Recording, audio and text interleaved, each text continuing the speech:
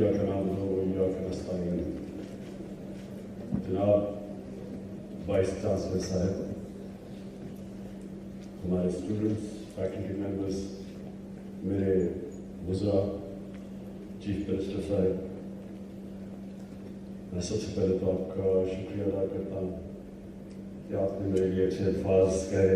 آپ کا بہت بہت شکریہ.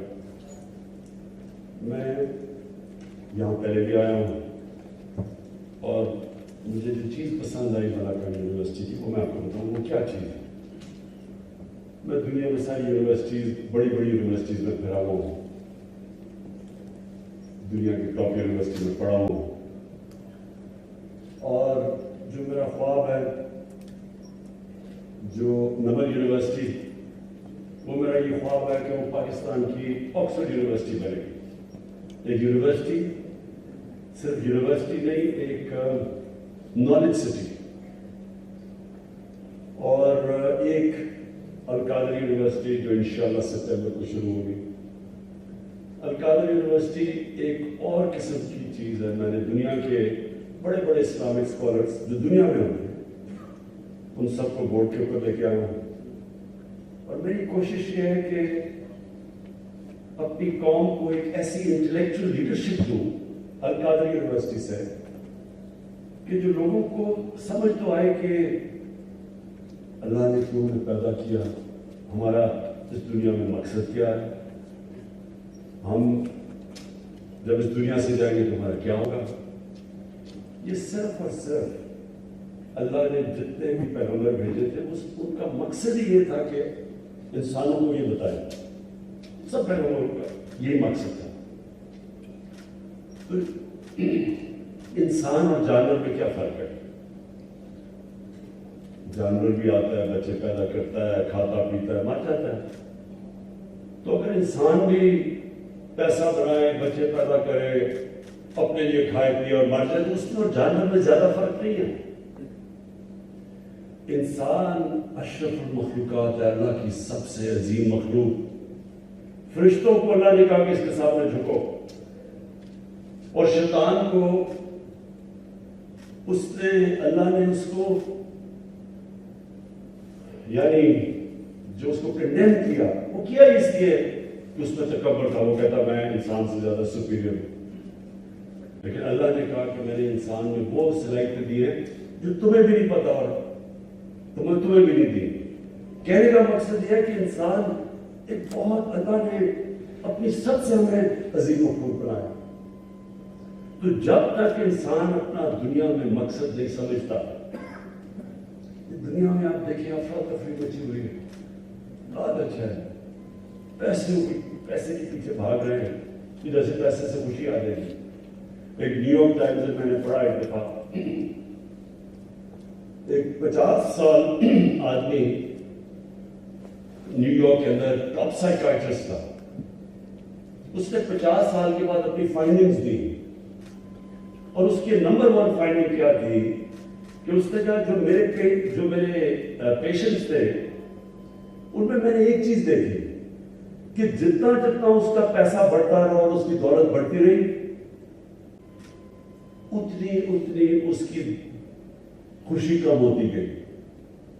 انورس ریلیشن شپ کی پیسے کی اور خوشی کی. اب میں کہنا نہیں چاہتا لیکن ہمارے بھی ہیں. اب دیکھیں کہ وہ اتنے بڑے بڑے یہاں اربوں پتی بیٹھے ہوئے ہیں. آپ یقین کریں میں آپ کو لکھ کے دیتا ہوں کہ ان کو پتہ ہی نہیں کہ ان کے پاس کتنا پیسہ ہے. 30 سال میں اس ملک کا پیسہ چوری کیا ہے، ان کو پتہ ہی نہیں کتنا پیسہ ہے. لیکن اللہ قرآن میں کہتا ہے کہ میری زمین پہ نکل کے دیکھو، ہر جگہ میرے اشارے ہیں، ہر جگہ میں سبق دیتا ہوں تمہیں. تو ان کو دیکھو کہ لعنت ہے ایسے پیسے کی. بچے بھی جھوٹ بول رہے ہیں، وہ بھی جھوٹ بول رہے ہیں، کبھی ہسپتال میں جا رہے ہیں، کبھی جیل میں جا رہے ہیں. یہ ہمارے لیے عبرتناک چیز ہے کہ پیسہ خوشی نہیں دیتا. خوشی اس کو ملتی ہے جو آپ 5 وقت کی نماز میں اللہ سے ایک چیز مانگتے ہیں کہ اللہ مجھے ان کے راستے پہ لگا جن کو تم نے نعمتیں بخشی، ان کے نہیں جو اپنی تباہی کے راستے پہ نکل گئے. یہ سارا وقت آپ کی زندگی کے اندر یہ 2 راستے آئے ہیں، اور ایک خوشی کا راستہ ہے اور ایک آپ کی تباہی کا راستہ ہے. ایک وہ راستہ ہے جو آسان راستہ نہیں ہے، مشکل راستہ ہے. سارے سب سے زیادہ نعمتیں تو اللہ نے اپنے پیغمبروں کو بخشی، لیکن اللہ کے پیغمبروں کی کسی کی بھی آسان زندگی نہیں تھی، سب کی مشکل زندگیاں تھیں. تو یہ جو ہم کئی طرح سمجھتے ہیں، قرآن میں ایک اور آیت ہے کہ جس چیز کو تم اپنے لیے اچھا سمجھتے ہو وہ برا ہے، اور جس کو برا سمجھتے ہو وہ اچھا ہے. مطلب یہ کہ ہم آسان زندگی کو کئی دفعہ اچھا سمجھتے ہیں، وہ انسان کے پوٹینشیل کو تباہ کر دیتا ہے. ہم شارٹ کٹس لے لیتے ہیں زندگی میں. کوئی آج تک بڑا کام کسی انسان نے نہیں کیا شارٹ کٹ لے کے، کبھی بھی نہیں ہوا. اگر اللہ کے حبیب جو انسان کو اللہ نے سب سے زیادہ پیار کیا، اگر ان کو 13 سال سب اتنے مشکل وقت سے اللہ نے گزارا تو برا تو نہیں ہوگا ہمارے لیے. اللہ نے ثابت کیا کہ جب وہ دنیا کی تاریخ کے سب سے گریٹسٹ لیڈر بنے تو 13 سال ان کو سب سے مشکل وقت سے گزارا. 10 سال کے بعد صرف 40 لوگ مسلمان تھے، اور وہ دنیا کی تاریخ میں ایسا انقلاب نہیں آیا جو انہوں نے 23 سال کے بعد، ان کی نبوت کے 23 سال کے بعد جو وہ انقلاب آیا. کبھی اس لیے میں نے القادر یونیورسٹی بنا رہا ہوں کہ ہمیں پتہ اسٹڈی کریں ہمارا انٹلیکٹ کہ وہ کیا چیز تھی، وہ کیا کوالٹیز تھی کہ انہوں نے وہ عرب جو تقسیم ہوئے تھے جن کی حیثیت کوئی نہیں تھی، 2 سپر پاورز تھیں دونوں طرف، وہ کیا چیز تھی کہ 13 15 16 سالوں کے اندر وہ کوئی جن کی حیثیت نہیں تھی وہ 2 سپر پاورز ان کے سامنے گھٹنے ٹیکے اور دنیا کا سب سے عظیم سیولائزیشن کیا.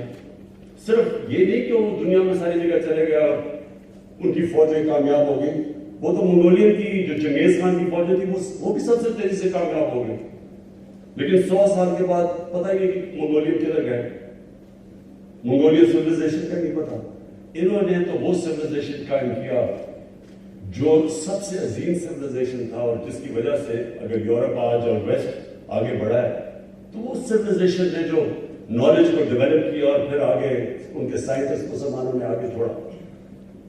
یہ کہنے کا مقصد یہ ہے کہ ایک یونیورسٹی ہے جو کہ انشاءاللہ نالج سٹی بنے گی. یہ تو گورنمنٹ میں نہیں نا، یہ تو میں نے گورنمنٹ کے باہر بنائی ہے.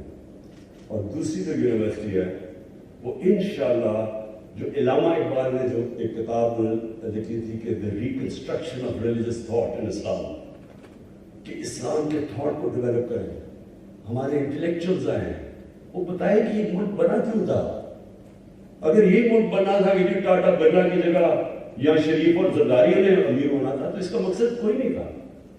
علامہ اقبال کا بڑا واضح تھا کہ یہ ملک ایک دنیا کے لیے مثال بنے گا کہ اصل میں اسلام کیا ہے، اور وہ انشاءاللہ ہم یہاں ڈیولپ کریں گے. یونیورسٹیز کے اندر بھی میں نے کہا کہ ضرور ہمیں ایک سے شروع کریں گے. ابھی ہم سرگودا یونیورسٹی سے شروع کر رہے ہیں. پی ایچ ڈی کلاسز ہو اور پھر باقی یونیورسٹیز کے اندر ضرور ایک کلاس ہو جو ڈیولپ کرے گا، ہمیں انسان بنائے. ٹیکنالوجی اور ٹیکنیکل ایجوکیشن بہت ضروری ہے، لیکن اس کے ساتھ ساتھ ٹیکنالوجی اور ٹیکنیکل ایجوکیشن تو ہمیں آگے لے کے جائے گا. جو ٹیکنالوجی کی اب ریولیوشن آ رہی ہے دنیا میں، اس اسپیڈ پہ کبھی ٹیکنالوجی آگے بڑھی نہیں جو اسپیڈ پہ آج بڑھ رہی ہے. تو وہ تو ہمیں اس پہ شرکت کرنی ہے پوری طرح. ہم آگے پیچھے رہ گئے. ٹیکنیکل ایجوکیشن کی بہت ضرورت ہے کیونکہ ہمارے اتنے زیادہ بے روزگار نوجوان ہیں، ان کو جب تک ٹیکنیکل ایجوکیشن نہیں ملے گا روزگار نہیں ملے گا. یعنی وہ، اور جتنا ہم اپنے انسانوں کے اوپر ویلیو ایڈ کرتے جائیں، جتنا ان کے اوپر خرچ کرتے جائیں گے وہ معاشرے میں ویلیو ایڈ کریں گے. اور دنیا میں تو وہ اکانومی اوپر جاتی ہے جو نالج اکانومی ہے.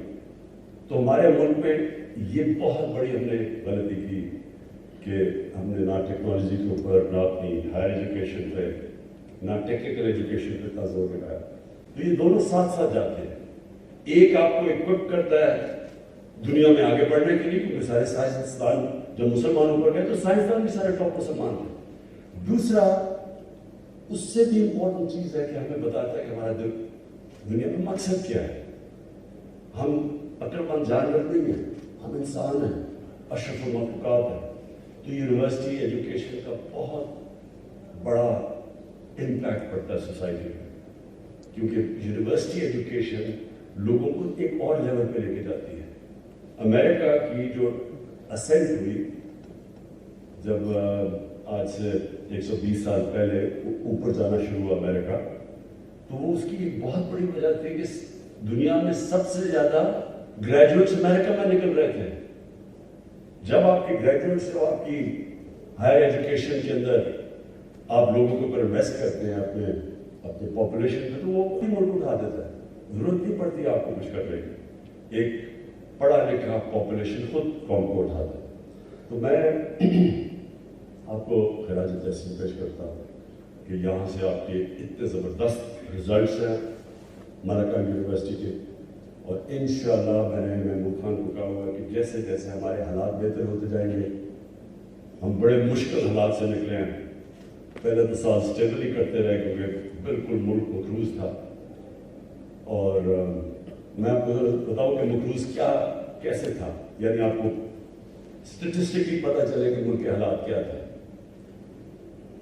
جب ہم آئے تو ملک کے پاس پیسے نہیں تھے، اپنے جو باہر کی قرضوں کی قسطیں دینی تھی اور اپنی ری پیمنٹس کرنی تھی، ہمارے پاس پیسے نہیں تھے، ڈیفالٹ کر رہے تھے. ہمارے دوست ملکوں نے مدد کی، بچا لیا ہمیں ڈیفالٹ سے. اگر ڈیفالٹ ہو جاتا تو لوگ آج اگر مہنگائی کو کہہ رہے ہیں کہ زیادہ مہنگائی ہے، آپ کو اندازہ نہیں کہ وہ کس طرح کی مہنگائی آنی تھی، کیونکہ ڈیفالٹ ہوتا تو روپے نے گر جانا تھا. جب روپے نے گرنا تھا تو سب کچھ سب مہنگی ہو جاتی ہے. تو ابھی بھی جو مہنگائی ہے وہ اس لیے کہ 2018 کے شروع میں اور اب تک روپیہ 107 روپے ڈالر سے اب 155 یا 160 پہ پہنچا. تو جب روپیہ گرتا ہے ساری چیزیں مہنگی ہو جاتی ہیں، امپورٹ سب کچھ، تیل، بجلی، ٹرانسپورٹ، باہر سے دالیں، گھی، جو چیز امپورٹ ہوتی ہے وہ مہنگی ہو جاتی ہے. سب تو افیکٹ روپے کی کمزوری سے پڑتا ہے. تو روپیہ اگر، کیونکہ ہمارے پاس تو فورن ایکسچینج ریزروز ہی نہیں تھے، تو اگر وہ روپیہ گرنا شروع ہوتا، ہمارے پاس تو کوئی چیز اس کو روکنے کے لیے نہیں تھی. اس لیے ہمارے دوست ملکوں نے ہماری مدد کی، ہم بچ گئے. تو آج ذرا 2.5 سال میں آپ کو یہ بتاؤں کہ پچھلے نون لیگ کے 2.5 سال میں انہوں نے کتنا قرضوں پہ سود واپس کیا تھا؟ 3,000 ارب. ہم نے اپنے 2.5 سال میں قرضوں پہ کتنا سود اب تک واپس کر چکے ہیں؟ 3.2 ٹریلین، 6.2 ٹریلین، یعنی دوگنے سے زیادہ. 6.2 ٹریلین ہم نے واپس کیے، انہوں نے اسی ٹائم میں 3 ٹریلین واپس کیا. سود کے ساتھ جو ہم نے لون ریپیمنٹس کی ہیں، انہوں نے آرام سے انہوں نے اپنے 2.5 سال میں کتنی ریپیمنٹس کی تھی؟ لون پلس انٹرسٹ 20 ٹریلین، 20,000 ارب. ہم نے ابھی تک کتنی کی ہے؟ 35,000 ارب. تو اس کا ہوتا کیا ہے؟ جب آپ اتنے زیادہ قرضے واپس کرتے ہیں، پیسے نہیں ہوتے اپنی تعلیم پہ خرچ کرنے کے لیے، ہسپتالوں پہ، سڑکوں پہ. تو تو ہم اب میں آپ کو بتاتا ہوں کیا کیا کرنا ہے، ہمارے جو چیلنجز اور ہم کیا کر رہے ہیں. نمبر 1، اب ہمارے اوپر یہ قرضوں کا بوجھ پڑا ہوا ہے، اس کو ہمیں واپس کیسے کرنا ہے؟ ویلتھ کریشن سے. ایسے پروجیکٹس بنانے ہیں جو کہ ہماری دولت میں اضافہ کریں. مثلا لاہور میں راوی سٹی بنا رہے ہیں، نیا شہر، اس کے اندر ٹریلینز کی یعنی کئی ہزار ارب روپے کی اس کے اندر ویلتھ جنریشن ہوگی. ہمارا کوئی خرچہ نہیں ہوگا کیونکہ پرائیویٹ سیکٹر آئے گا. ایک کراچی میں بنڈل آئلینڈ ہے، بڑے بڑے انویسٹرز انتظار کر رہے ہیں. جس وقت ابھی سندھ حکومت ہمیں کسی وجہ سے اجازت نہیں دے گی، لیکن بڑے بڑے انویسٹرز آ رہے ہیں جو کہ وہاں انویسٹ کرنا چاہتے ہیں. اس سے کیا ہوگا؟ فورن ایکسچینج آئے گا ہمارے پاس، ہمارا روپیہ مضبوط ہوگا. پھر ہم نے لاہور میں ایک ڈسٹرکٹ بنائی ہے، بزنس ڈسٹرکٹ. ہم اندازہ لگا رہے تھے کہ اس سے 6,000 ارب روپے کی ویلتھ جنریشن ہوگی. پھر 2 بڑی ڈیمز بنا رہے ہیں 50 سال کے بعد، بادشاہ ڈیم اور ممن ڈیم 50 سال کے بعد یہ 2 بڑی ڈیمز بن گئی. یہ ویلتھ جنریٹ کرے گی کیونکہ اس میں ہمارا پانی سے جو بچے گا اس پانی سے ہم فصلیں زیادہ ایگریکلچر پروڈکٹیوٹی بڑھے گی ہماری. سارا جو ہمارا چشمہ رائٹ بینک کینال کا یہاں چیف منسٹر صاحب مجھے کہتے رہتے ہیں مجھ سے کم از کم کوئی 3 لاکھ ایکڑ ڈی آئی خان کے اندر زمین کاشت ہو سکتی ہے. تو اس کے لیے تو بڑی ڈیمز تو وہ ان سے ویلتھ جنریشن ہوگی. پھر ہم کنسٹرکشن انڈسٹری کے وہ اس وقت ہماری کنسٹرکشن انڈسٹری کو ہم وہ انسینٹیو دے رہے ہیں اور وہ اس لیول کی کنسٹرکشن انڈسٹری جو پاکستان کی تاریخ میں کبھی نہیں ہوئی کیونکہ ہم نے ان کو انسینٹیوائز کیا, ان کے لیے آسانیاں کی, اپنے لو کاسٹ گھر بنا رہے ہیں افورڈیبل ہاؤسنگ لوگوں کے لیے. یہ پہلی دفعہ پاکستان میں ہوا ہے. تو جیسے جو کنسٹرکشن ہے اس کے ساتھ 30 اور انڈسٹری جڑی ہوئی ہے. تو جب کنسٹرکشن چلتی ہے تو 30 اور انڈسٹری چلتی ہے, روزگار بھی ملتا ہے, ویلتھ کریشن بھی ہوتی ہے. اور پھر جو اگلی چیز ہے ٹورزم. ٹورزم ایک ایسی چیز ہے جو اکیلی ٹورزم پاکستان کو اتنا پیسہ لا سکتی ہے فارن ایکسچینج میں, جو ہمارا یہ جو سارے مسئلے فارن ریزروز کے سب ختم ہو سکتے ہیں. اور ٹورزم جو اس وقت اندرونی ٹورزم ہے, ڈومیسٹک ٹورزم ہے, وہ پاکستان میں ٹیک آف کر گئی ہے. اب سوال میں تو پھر آپ کو پتہ ہی ہوگا کہ کتنی ٹورزم ایک پچھلے 2 سالوں میں آئی ہے. کورونا کے باوجود کبھی پاکستان میں اتنی ٹورزم نہیں آئی. اور پہلے تو صرف گرمیوں میں آتی تھی, اب گرمیوں اور سردیوں میں ٹورزم ہے. اس لیے یہ بڑا اچھا آپ نے یہاں ہاسپٹیلٹی کی کلاسز رکھی ہوئی ہیں, بہت امپورٹنٹ ہے آپ کے لیے کیونکہ ٹورزم میں ان پہاڑی علاقوں میں, دور دراز علاقوں میں اتنا روزگار ملے گا لوگوں کو. ان کو جانا نہیں, لوگ جاتے ہیں باہر, کوئی کراچی جاتا ہے, کوئی دبئی, کوئی سعودی عربیہ نوکریاں ڈھونڈنے کے لیے. لیکن جب یہ ٹورزم ٹیک آف ہو گئی, یہ سارے علاقے کے اندر لوگوں کو باہر نہیں جانا پڑے گا کیونکہ جو وہ پیسہ جنریٹ کرتا ہے. میں آپ کو مثال دیتا ہوں. پاکستان تو کوئی میرے خیال میں 1 یا 2-3 ملین ڈالر بھی نہیں جنریٹ کرتا ٹورزم سے. ملیشیا جس کی صرف سی ٹورزم ہے 20 ارب ڈالر جنریٹ کرتا ہے. 20 ارب ڈالر. ہماری ایکسپورٹس 25-26 ارب ڈالر ہے تو صرف ٹورزم سے. پھر ترکی 40 ارب ڈالر جنریٹ کرتا ہے ٹورزم سے. سوئٹزرلینڈ 2 فیز آتی ہے, 60 ارب سے 80 ارب ڈالر جنریٹ کرتا ہے. اور سوئٹزرلینڈ ہمارا جو شمالی علاقے ہیں, ناردرن ایریاز, وہ آدھے ہیں سوئٹزرلینڈ سے. سوری, سوئٹزرلینڈ آدھا ہے ہمارے ناردرن ایریا سے, دگنا ہے سوئٹزرلینڈ کا سائز. تو ہم اگر اس کو صحیح معنی میں یوٹیلائز کریں, مجھے ایک آسٹریلین آ کے کہا کہ جو اسکیم یہاں ادھر ہمارے ناردرن ایریاز میں ہے, کہتا ہوں اس کی دنیا میں کہیں نہیں ہے اس طرح کی اسکیم. اور اسکیم کے اوپر ہی سارا جو سوئٹزرلینڈ کا پیسہ بنتا ہے اسکیم کے اوپر ہے. تو ہم صرف ٹورزم کو پورا زور لگانے لگے ٹورزم, اور انشاءاللہ اس کو پوری طرح, یہ جو آپ نے منع کرنا ہے کورسز آف ہاسپٹیلٹی کے لگے زبردست کام کیا آپ نے, بیکاز یہ فیوچر ہے آگے. پھر جو انڈسٹریلائزیشن, دیکھیں ملک کبھی انڈسٹریلائزیشن کے بغیر نہیں آگے جاتا. سمپل چیز میں آپ کو بتا دوں, اگر آپ نے صرف کپاس اگانی ہے اور یہ دھاگا ایکسپورٹ کرنا ہے یا آم ایکسپورٹ کرنے ہیں, اس سے کبھی ملک ترقی نہیں کرے گا. ہمارے پاس کبھی اتنی دولت نہیں آئے گی. سمپل ہے نا, ایک دکان ہے, ایک دکان آٹا بیچتی ہے, دوسری دکان کمپیوٹر بیچتی ہے. اب سوچیں اس کی کیا آمدنی اور اس کی کیا آمدنی ہے. اسی طرح ملک جب وہ ویلیو ایڈ کرتا ہے, جب وہ نالج بیسڈ اکانومی بنا دیتا ہے, اس کی اتنی زیادہ ریٹرنز ہیں کہ وہ ملک اوپر اٹھ جاتا ہے. ملیشیا, جب مہاتر محمد ملیشیا میں آئے ارلی 80s میں, تو ملیشیا صرف ربر اور میرے خیال میں ٹن, یہ 2 ایکسپورٹس تھے اس کے. اس نے آ کے الیکٹرانکس کی پہلے کاٹیج انڈسٹری بنائی, اور وہ آہستہ آہستہ وہی کاٹیج انڈسٹری پوری ان کی الیکٹرانک انڈسٹری بن گئی. 80 ارب ڈالر صرف اس کی الیکٹرانک ایکسپورٹس تھی. تو آگے ہم نے جو جانا ہے, ہم نے ٹیکنالوجی اور ٹیکنیکل ایجوکیشن لے لی, اور اپنی انڈسٹری کو ہم نے پہلی دفعہ, یہ 1950s میں ہماری انڈسٹری بڑی تیزی سے اوپر جا رہی تھی, بدقسمتی سے 70s میں نیشنلائز کر دی, وہ سارا کچھ ہو گیا. اب ہم اس کے بعد پہلی دفعہ پاکستان اپنی انڈسٹری اٹھا رہا ہے. آخر میں جو آپ کو کہنا چاہتا ہوں, دیکھیں اللہ نے اس ملک کو کسی چیز کی کمی نہیں دی. اس پہ اللہ نے اتنی نعمتیں دی ہیں کہ میں حیران ہوں کہ لوگوں کو پتہ ہی نہیں کیا نعمتیں دی اللہ نے. کوئی بھی نعمت یہاں ہے ہی نہیں جو کہ ہمارے پاس نہیں ہے اللہ کی. صرف مسئلہ یہ ہے کہ ہم نے اپنے مائنڈ چینج کر لیا. جب میں کہتا ہوں نیا پاکستان, نئی سوچ چاہیے ہمیں. وہی جو پرانی کسی طریقے ہم نے اختیار کیا ہوا, جو ایک اور چیز میں مس کر گیا, ایگریکلچر. اس میں ہماری ساری پرانی ٹیکنیکس ہیں. ابھی بڑی اچھی آپ نے بات کی زیتون کی.